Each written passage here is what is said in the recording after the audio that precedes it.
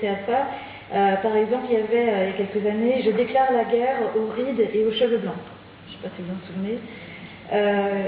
Mes rides sont comblées et moi aussi. Gommer les signes de l'âge en un clic. C'est facile en fait. Hein. Et puis le plus beau cadeau, je crois que c'était autour de la fête des mères, le plus beau cadeau, faire 10 ans de moins. Donc voilà. Alors aujourd'hui, ça a un petit peu changé, on parle plus beaucoup de crème anti-rides, c'est mon anti-âge. Donc c'est évident, j'ai mon anti-âge, il n'est pas normal, surtout pour les femmes, d'avoir un certain âge, de ne pas utiliser de crème contre les rides. Alors anti-âge, ça pose question, comme si le fait de poser de la crème sur nos joues ferait que notre âge n'avance pas. Donc c'est assez étonnant ce terme-là. Après, il y a cette question des cheveux. Alors avant, on disait se teindre les cheveux. Aujourd'hui, on dit plutôt se faire une couleur. Et on va plutôt utiliser une couleur naturelle, vraiment pour les apparences, montrer bien qu'on est, même si on avance en âge, on reste jeune. Avant, on parlait beaucoup du lifting, plutôt au niveau de la chirurgie. Maintenant, c'est plus simple, on prend pareil avec les crèmes, on a l'effet lifting, c'est direct.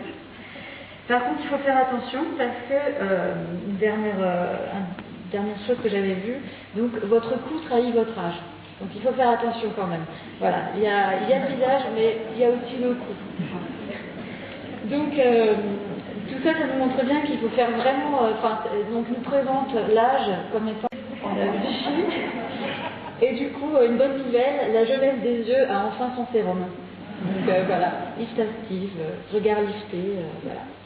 Donc un exemple parmi d'autres, mais c'est vrai que ça nous entoure vraiment dans la vie au quotidien, et je pense que ça a des incidences assez importantes à la fois sur le regard qu'on pose sur la vieillesse, et puis sur comment on se sent dans son corps quand on nous répète sans cesse que notre corps n'est pas comme il faut. Donc quand on a 40 ans, il faut en paraître 30, quand on a 50 ans, il faut en paraître 40, il faut toujours avoir l'air plus jeune, jusqu'où ça va. Et comment on peut se sentir épanoui, voilà, quand on dit toujours attention à nos apparences. Et puis après, il y a tout, vous parlez de l'anti-âge, ces dernières années aussi se développait du coup la médecine anti-âge. Donc là, moi ça m'inquiète un petit peu parce que le côté médecine, c'est vraiment, normalement, c'est la question de la santé, mais il y a beaucoup d'argent derrière la médecine anti-âge, beaucoup de partenaires qui sont des entreprises qui ont beaucoup d'argent parce que